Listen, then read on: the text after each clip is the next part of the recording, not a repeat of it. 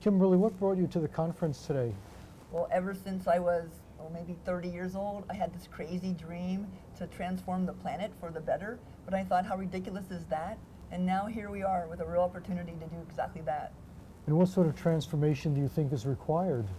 Well, I was hoping that the governments would sort things out, but failing that, I've been looking to global businesses. I've been supporting Japanese globalizing businesses and solving global problems profitably and sustainably and helping them learn to work together as they expand overseas and include diverse members in their teams.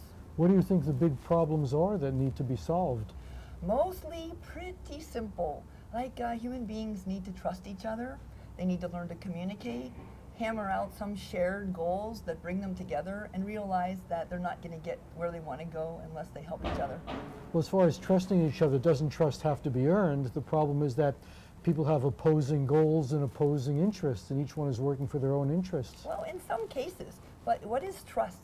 It's what happens when you make and keep promises. And what these people are doing is working for a single company, and they're from all over the world, different countries and cultures, and they have one shared goal, which is, wouldn't it be nice if somehow our company could be successful to the extent that we could fulfill our mission, solve the problems for our customers, and stay in business for another year? So that brings them together at least at that high level. Well, that's sort of the goal of every company, isn't it? Yes. To be successful, to make a profit and accomplish something, provide something that somebody wants and is willing to pay for it, maybe even benefits the world. And of course, they all think that's what they are doing. Well, when it benefits the world, it's really amazing how much more passionate people are about working on things. I know almost no companies now that think they're just in business to make a profit. All of them feel they have some purpose beyond profit. And maybe it's just corporate hype, but I have to believe that it's authentic. Otherwise, I can't get out of bed in the morning. Well, what about people who say, well, I'd like to help the world, but that's too big a project. I can't even get a grip on that, so I'll just try to make as much money as I can so my life will be as good as possible. Interesting what a purposeless existence that is. You know, when I talk with people, I try to find out what is their big crazy dream that before they gave up hope and before they became cynical and skeptical, that they held on to that dream. And when you tap into that dream, people drop that veneer, because everybody has a big crazy dream, either now or that they abandoned because they lost hope. What's your big crazy dream? Oh, my big crazy, right now what I'm working on is I am helping a wonderful person named Dr. Leslie Fields restore the Arctic ice cap. Now, this is really, truly crazy, but you know the Arctic ice cap, the multi-year ice that reflects most of the sunlight, now it's practically gone every year, and the open ocean is absorbing the sunlight. And we are working with NASA planetary sustainability guys to restore the Earth's heat shield, which accounts for about 1/3 of global warming if you believe the current climate models.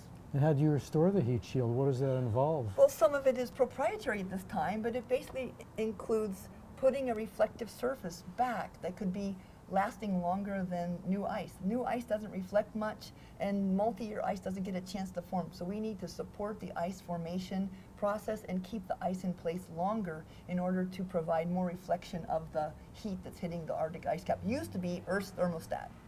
How big would that ice shield have to be, that heat shield, to be effective, and how much would that cost, and who would pay for it? We know all of those things, actually. That's why we're working with NASA. How big? As big as the Arctic ice cap. And who better to do that than NASA, known for doing things that seem impossible but are merely difficult.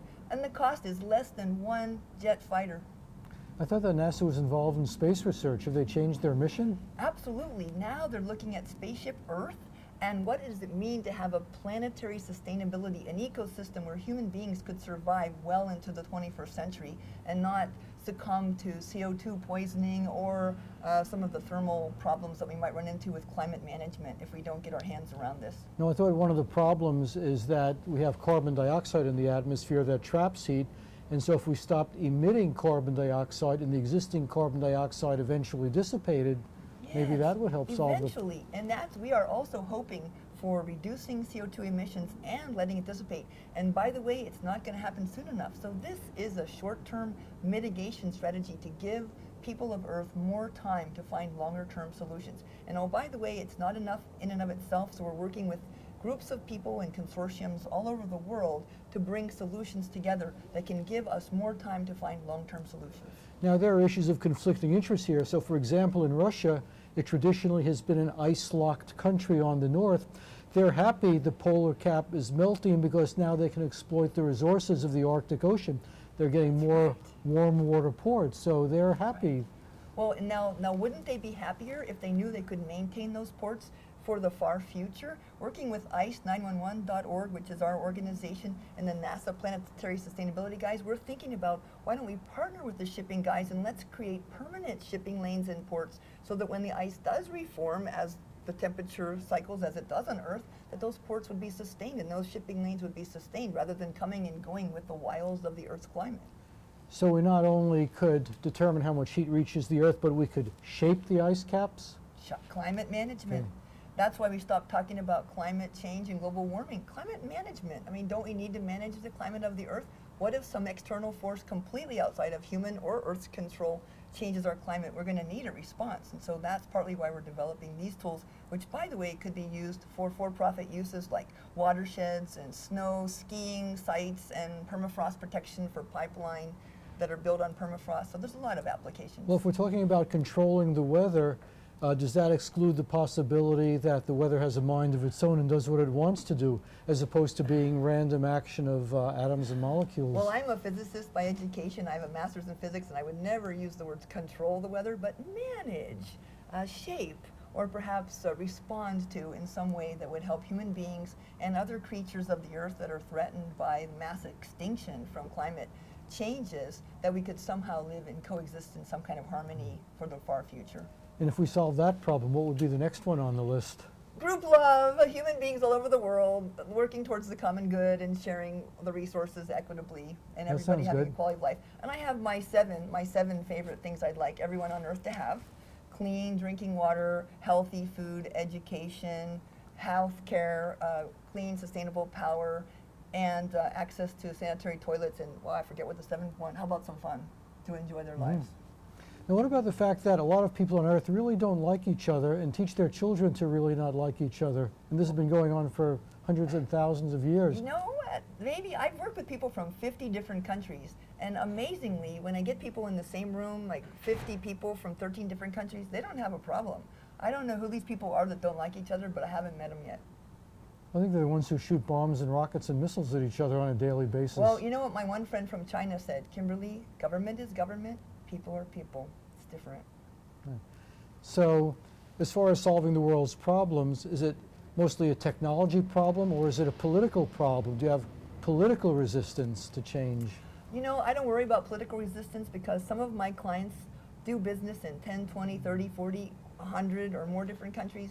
UPS does business in 192 different countries. Those companies have a reason to care beyond borders and boundaries and politics.